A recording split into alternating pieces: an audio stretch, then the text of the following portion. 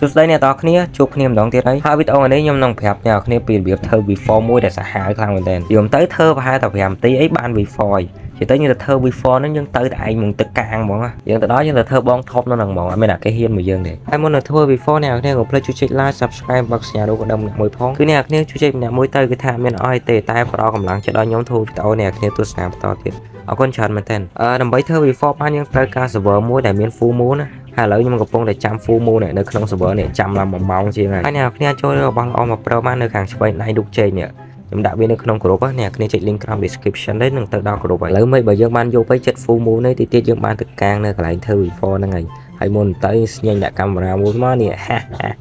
អើយខប់ស្រីឥឡូវគឺថា full moon យើងទៅកន្លែងធ្វើ V4 ទាំងអស់គ្នាអាសាយើងទេវតាសាបយើងមកធ្វើ V4 ហ្នឹងចុចតែមួយមកដល់បាត់កប់ស្រី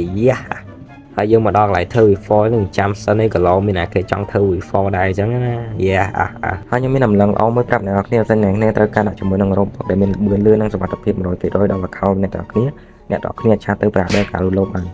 ហើយ link ឆាតរបស់គាត់ខ្ញុំដាក់ក្រោម comment ក្រោយពីការចាំដល់យូរឥឡូវមានអ្នកមកធ្វើ V4 មកយើងហើយបាទយើងចុច V3 មកគឺថាយើងបើកទ្វារទៅធ្វើ V4 ហើយយើងមានអីទេយើងឈរបង្ហាញ mode មួយមកនេះ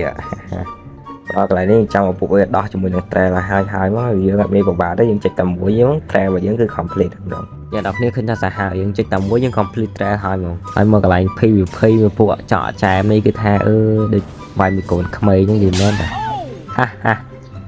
កោបសេរីឃើញអាមអត់ឃើញអាមរបស់ល្អនេះគឺថាអាមមែនតើអ្នកគ្នាយកប្រើបាននេះ link ក្រោម description ហ្នឹង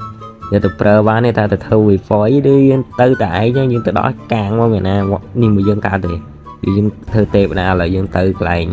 ancient clock កន្លែងឈ្មោះគេខ្ញុំមិនដឹងទេអាហ្នឹងកន្លែងយើងដាក់គៀទៅដាក់មកនេះអើយមកគៀទៅឈ្មោះវា ancient clock អើយ V4 ស្រួលដល់ក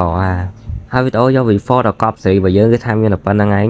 ហើយបើអ្នកគ្នាចង់ឲ្យខ្ញុំធ្វើអីដែលលយបន្តទៀតអ្នកនរគ្នាអាច comment ឲ្យខ្ញុំដឹងបាន